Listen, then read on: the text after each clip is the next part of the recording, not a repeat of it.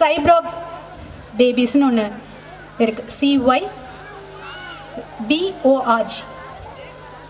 இந்த குழந்தைங்களை பற்றி ஒரு 2 நாள் முன்னாடி சூழலியலும் பெண்களும் அப்படின்னு சொல்கிற ஒரு புத்தகத்திலிருந்து அந்த தகவல் நான் எடுத்தேன். ஏன்னா அதிகம் இந்த உணவு சார்ந்து பாதிக்கப்படுறவங்க பெண்கள் தான். ஸோ இந்த புத்தகத்தில் உடல் உயிர் மனம் சார்ந்து பெண்கள் அதிகமாக என்னென்னலாம் பாதிக்கப்படுறாங்க அப்படின்னு சொல்கிற ஒரு தகவல் பார்க்கும்போது சைப்ராக் பேபிஸ் அப்படின்னு சொல்கிறாங்க.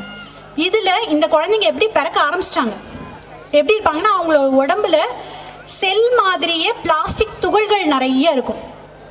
பிளாஸ்டிக் துகள்கள் நிறையா இருக்கும்.